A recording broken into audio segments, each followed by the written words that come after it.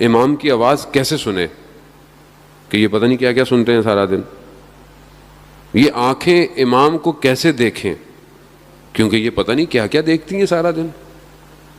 خود آپ ایک صاف پانی میں تھوڑی سی مٹی ڈال دیں, تھوڑی سی, پانی کا حجم زیادہ بھی ہو یا چھوڑ دیں, کلر کا ڈراپ ڈال دیں, ایک کوئی بھی کلر, شفاف پانی آلودہ ہو جائے گا.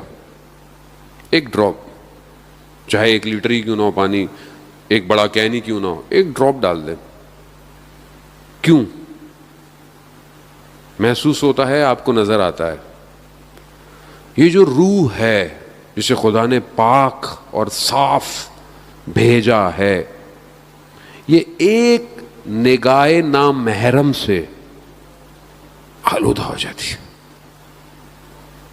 آپ کہتے ہیں کہ کیا فرق پڑتا ہے, کسی کو دیکھ رہے ہیں, نیت تو صاف تھی.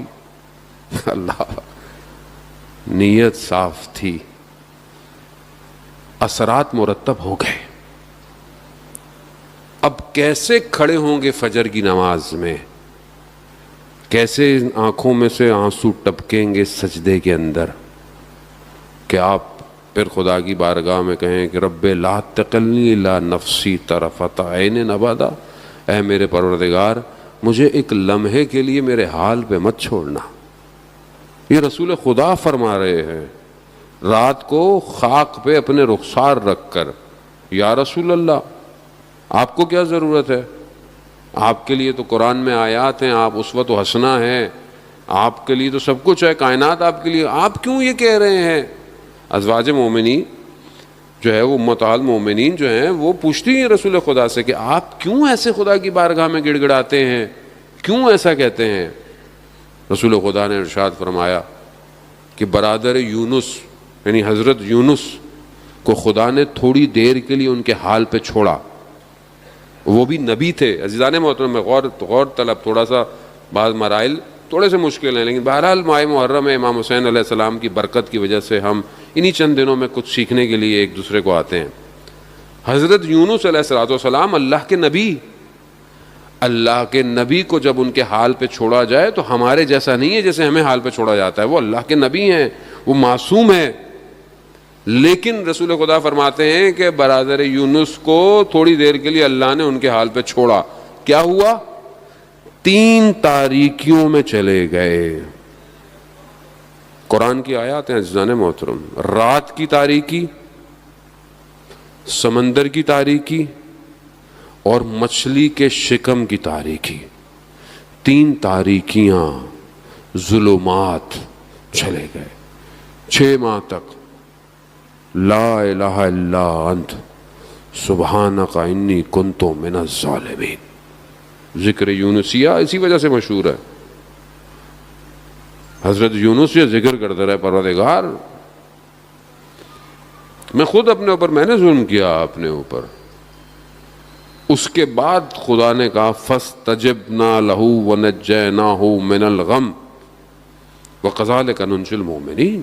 پھر خدا نے کہا قبول کیا, نجات دینے والا وہی. عزیزان محترم, ہم اور آپ کس کیٹیگری میں؟ ہم کیا دیکھ رہے ہیں کہ ہم کوئی غلطی ہم سے ہوتی ہے, کیا ہمیں محسوس ہوتی ہے ہم نے غلطی کی؟ کوئی زبان سے غلط بات نکل جاتی ہے, کسی کو ہم خدا نخواستہ برا بول دیں, کسی کو تہمت لگا دیں, ہمیں محسوس ہوتا ہے؟ کیوں نہیں محسوس ہوتا؟ کیونکہ ہم نے اپنے آپ کو صاف نہیں رکھا ہوا.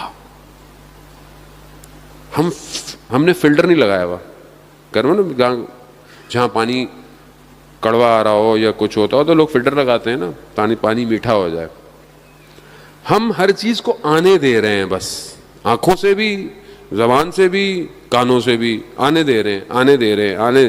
جو سوچ آتی ہے سوچتے رہتے ہیں. فلٹر ہی نہیں ہے. فلٹر لگائیں تاکہ چیز رکتی ہوئی آپ تک آئے. مگر کیسے لگے گا یہ فلٹر؟ کون لگائے گا فلٹر؟ کوئی نہیں لگاتا عزیزان محترم, خود خدا.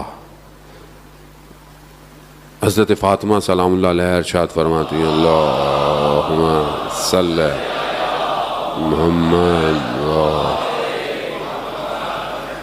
بی بی ارشاد فرماتی ہیں کہ جب خدا کسی کے دل میں خیر پیدا کرنا چاہتا ہے تو اس کے دل میں علی کی محبت ڈال دیتا ہے.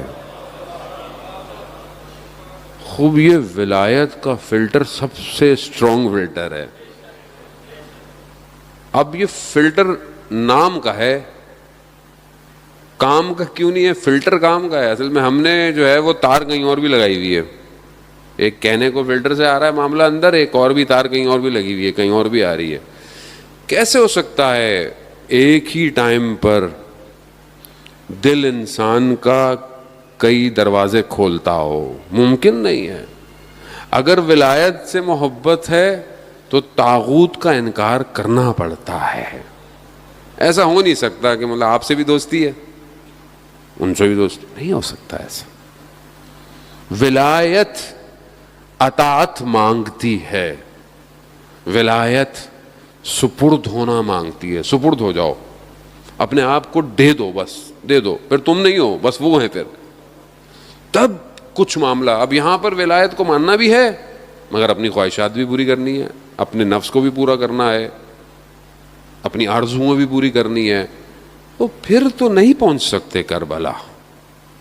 کربلا وہی پہنچا جس نے اپنا پورا وجود حسین ابن علی کو دے دیا, وہی پہنچا. آپ کے سامنے مثالیں